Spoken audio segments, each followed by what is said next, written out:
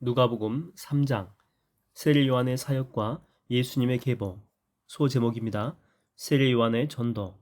3장 1절에서 20절. 세월이 흘렀다. 때는 로마 황제 티베리우스. 치세 기간은 주후 12년에서 37년입니다. 로마 제국을 다스린 지 15년째 되던 해였다. 그러니까 주후 27년경이죠. 티베리우스는 양아버지인 가이사 아구스도, 이 사람은 아우구스투스라고 불리웠고, 주전 27년부터 주후 12년까지 즉위했습니다. 이 사람에 이어서 제2대 로마 황제의 즉위한 인물이다. 당시에 로마의 속국이 된 유다는 빌라도 총독이 통치하고 있었다. 총독은 로마 제국에서 파견된 지방 행정장관을 가리킨다. 당시에 헤롯 대왕의 아들인 헤롯 안티파스, 이 사람은 주전 4년부터 주 39년까지 다스립니다. 이 사람은 갈릴리와 베레아 지방의 분봉왕이었고, 역시 헤롯 대왕의 아들이며 헤롯 안티파스의 동생인 빌립, 이 사람은 주전 4년부터 주후 34년까지 다스립니다. 이 사람은 팔레스타인의 북서부 지방인 이두레와 드라고니 지방의 분봉왕이었다. 그리고 루사나는 아빌레네, 이 아빌레네라고 하는 지역은 안티 레바논, 레바논 지역이겠죠. 이 산지의 동쪽에 있던 지방입니다. 바로 여기에 분봉왕이었다. 분봉왕에 해당하는 헬라어인 테트라 아르케스라고 하는 용어는 로마 황제로부터 한 나라의 4분의 1을 다스리도록 임명받은 왕이란 뜻이다. 또한 당시에 유대의 대제사장 직분은 안나스와 가야바가 맡고 있었다. 모세 율법에 따르게 되면 본래 대제사장 직분은 종신직이다. 그러나 로마 정부는 자신들의 정치적 입맛에 맞게 유대의 대제사장 직분을 통제하였는데, 그 결과로 안나스가 해임되고 그의 사위인 가야바가 대제사장직에 올랐다. 하지만 유대인들은 모세 율법에 근거하여 여전히 대제사장 직분을 종신직으로 여겼기 때문에 예수님 당시 유대 땅에는 유대인들에게 대제사장으로 인정받은 대제사장과 로마 정부에 의해서 새롭게 임명된 대제사장이 함께 있게 되었다. 그런 이유로 성경에 대제사장들이라는 말이 쓰이게 된 것이다. 당시에는 안나스가 유대인들의 최고 의결기관인 사네드린 공의회죠. 이들의 지지를 받고 있었으므로 공식적으로는 가야바가 대제사장이었지만 실질적인 영향력은 그의 장인인 안나스가 행사하고 있었다. 그래서 훗날 군사들이 예수를 체포했을 때 그들은 가장 먼저 안나스에게로 예수를 데려갔다. 본서의 저자인 누가가 기록한 대로 이 같은 시대적, 정치적, 종교적인 배경을 염두에 두고 성경 이야기를 읽어 나가도록 하자. 요하나, 이제 일어나 이 백성들에게 회개의 메시지를 선포하도록 하라. 그 무렵 하나님의 말씀이 유대 광야에 살고 있는 사가랴의 아들 세례자 요한에게 임했다.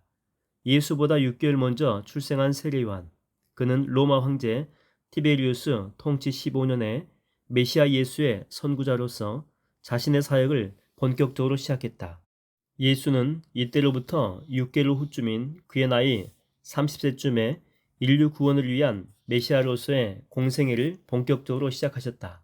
이때가 주 27년경입니다. 지은 죄를 회개하고 죄사함의 징표로 세례를 받아라. 세례 요한은 요단강 지역을 두루 돌아다니며 죄를 용서받으려면 회개해야 한다라고 사람들에게 설교했다. 그리고 회개하는 자들에게 요단강에서 세례를 베풀었다. 그래서 그는 세례자 요한 또는 세례 요한이라고 하는 이름을 얻는다. 이 같은 세례 요한의 전도 사역은 일찍이 이사야 선지자가 예언한 그대로였다. 이사야 40장 3절에서 5절까지 인용하겠습니다. 보라, 광야에서 외치는 자의 소리가 있구나. 그 소리는 들으니 곧 너희는 주의 길을 예비하고 그분이 다니실 길을 곧게 하라. 모든 골짜기는 메워질 것이고 모든 산과 언덕은 낮아질 것이며 구부러진 길은 곧게 펴질 것이고 험한 길은 평탄해지리니 그리하여 모든 사람들이 하나님의 구원을 보게 되리라 하는구나. 고대 사회에서는 왕의 편안한 행차나 군대의 막힘없는 행진을 위해 거친 길을 평탄하게 하거나 골짜기를 메우는 일이 종종 있었다. 선지자 이사야는 이 일을 비유로 들어 장차 광야에 외치는 선지자가 출현할 터인데, 그는 사람들로 하여금 메시아를 잘 영접할 수 있도록 그들의 거칠고 메마른 심령을 부드럽고 촉촉하게 만드는 역할을 수행할 것이라고 예언한 것이다. 그로부터 대략 7세기가 흐른 후 과연 유대 광야에서 외치는 선지자의 소리가 들렸으니 곧 세례 요한이 사람들에게 회개의 메시지를 선포하는 소리였다. 때는 주 26년, 이때가 로마 황제 티베리우스의 통치 15년째입니다.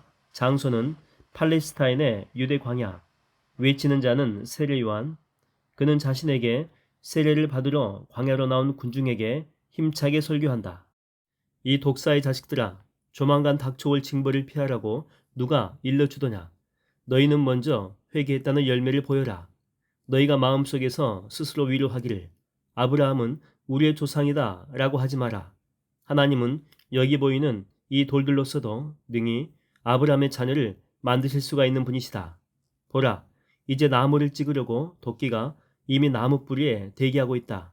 그러므로 좋지 않은 열매를 맺는 나무마다 모두 찢겨서 모조리 불 속에 던져지게 될 것이다. 회개를 외치는 세례 요한의 메시지는 엄중하고 단호했다. 일체의 타협이나 대충이 없었다. 그러자 그 메시지를 듣고 겁먹은 듯한 군중이 세례 요한에게 묻는다. 그러면 선지자여, 이제 우리가 어떻게 해야 합니까? 옷을 2벌 가진 사람은 1벌도 가지지 못한 사람에게 나누어 주시오. 또 먹을 것이 있는 사람은 굶주린 사람과 그것을 나누어 먹도록 하시오. 군중 가운데 섞여 있던 세리들이 세례 요한에게 세례를 받으러 와서 묻는다. 선생님, 우리는 어찌하면 좋겠습니까? 규정된 것 이상으로 더 세금을 걷어들이지 마시오. 그러자 군인들도 몰려와서 세례 요한에게 묻는다. 그러면 우리는 어떻게 해야 합니까? 다른 사람을 위협하거나 폭력을 써서 돈을 뜯어내지 마시오. 또 무고한 사람에게 죄를 뒤집어 씌우지 마시오. 그리고 탐욕을 부리지 말고 받는 봉급만으로 만족하시오. 세례 요한은 세리들과 군인들의 질문에 분명한 길을 제시해 주었다. 당시 그들은 유대 사회에서 가장 치탄받는 대상들이었다. 그들의 압제와 강탈 때문에 백성들은 크게 고통받고 있었다. 그 중에서도 특히 유대인 세리는 개인적인 축제와 영달을 위해 지배자들인 로마 정부에 협조하는 유대인들이었기에 동족의 배신자로 낙인 찍혔다. 이처럼 당시에 세리들과 군인들은 회개가 필요한 죄인들을 대표하는 자들이었다. 와, 세례 요한의 답변은 아주 명쾌하구만. 가만, 혹시 이분이 우리가 대망하던 메시아가 아닐까? 구약 선지자들의 예언에 따라 장차 유대 땅에 다윗 왕의 영광을 이을 메시아가 오실 것이라고 간절히 고대하고 있던 사람들은 세례 요한이 혹시 바로 그분이 아닐까 하고 생각했다. 그런 군중들의 생각을 알고서 세례 요한이 아주 단호한 오투로 쐐기를 박는다. 난 아니다. 나는 너희에게 물로 세례를 주지만 조만간 내 뒤에 나보다 훨씬 더 큰 능력을 가지신 분이 오실 것이다. 사실 나는 그분의 신발끈을 풀어드릴 자격조차도 없는 몸이다. 내 뒤에 오실 그분은 너희에게 불과 성령으로 세례를 주실 것이다. 또 그분은 손에 키를 들고 알곡과 쭉정이를 가려내실 터인데 알곡은 곳간에 모아들고 쭉정이는 영원히 꺼지지 않는 불에 태우실 것이다. 불과 성령으로 세례를 주실 것이라는 말은 불처럼 뜨거운 성령의 역사로 말미암아 모든 죄악을 불살라 참된 마음의 회개를 불러일으킬 것이라는 말이다. 이는 세례 요한이 회개의 징표로 단지 물로서 베푸는 물 세례와는 분명히 구분되는 것으로 이른바 불세례라고 불린다. 그러므로 성령 세례 곧 불세례를 받은 자들은 마치 불이 더러운 것을 말끔히 태워 정화시키듯 모든 심령의 죄악이 불살라져 정결케 된다. 그런데 성령의 불은 2가지를 동시에 이룬다. 마치 재련자의 불이 순금과 찌꺼기를 분리해내듯 농부의 키가 알곡과 쭉정이를 가려내듯 메시아에 대한 반응과 관련해서 그분을 믿는 자들에게는 깨끗게 하는 정화의 일을 이루고 믿지 않는 자들에게는 징벌하는 심판의 일을 이룬다. 세례 요한은 이 같은 메시지 외에도 여러 가지 설교와 권면과 촉구를 통해 사람들의 거칠고 메마른 심령을 부지런히 닦고 갈았다. 더불어 사람들에게 복음을 선포하면서 메시아 예수의 오실 길을 탄탄하게 다져놓았다. 그 무렵 갈릴리 지방의 분봉왕인 헤롯 안티파스는 자기 이복 동생이며 이두렛 지방의 분봉왕인 헤롯 빌립의 아내 헤로디아를 빼앗아 자기 아내로 삼는 등 여러 가지 옳지 못한 일을 저질렀다. 여기서 안티파스가 빼앗은 그 헤로디아가 자기의 이복 동생인 이두렛 지방의 분봉왕인 헤롯 빌립으로 이렇게 나오는데 그렇지 않습니다. 이게 잘못됐죠. 아마 쓴 사람이 착각한 것 같습니다. 헤롯 빌립은 또 다른 헤롯 빌립이죠. 분봉왕이 아닌 헤롯 빌립의 아내였습니다. 헤로디아는. 그래서 더 쉽게 이제 빼앗을 수가 있었겠죠. 계속 내용으로 갑니다. 세리와는 그런 불법을 보고 공공연하게 헤롯 안티파스를 책망했다. 그의 죄를 신랄하게 지적하면서 회개하라고 준엄하게 외쳤다. 그러자 헤롯 안티파스는 회개하기는커녕 도리어 세례 요한을 붙잡아 투옥시킴으로써 자신의 여러 죄목들에 한 가지를 더 보탰다. 소제목입니다. 예수께서 세례 받으심 3장 21절에서 22절. 세례 요한이 투옥되기 전에 어느 날, 그날도 세례 요한은 평소처럼 무리를 향해 회개 메시지를 선포하였고 회개하는 사람들에겐 세례를 베풀고 있었다.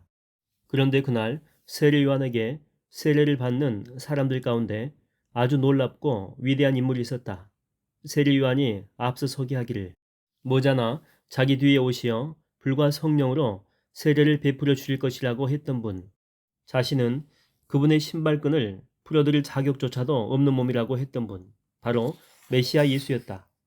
그날 예수께서는 사람들 사이에 섞여 세례 요한에게 친히 세례를 받으셨다.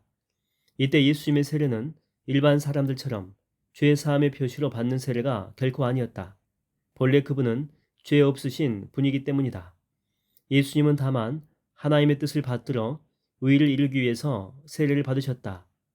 요단강에서 세례 요한에게 세례를 받으신 후 예수께서는 하늘을 우러러 기도하셨다. 바로 그 순간 하늘이 활짝 열리더니 성령이 비둘기 같은 형상으로 예수님 위에 내려오셨다.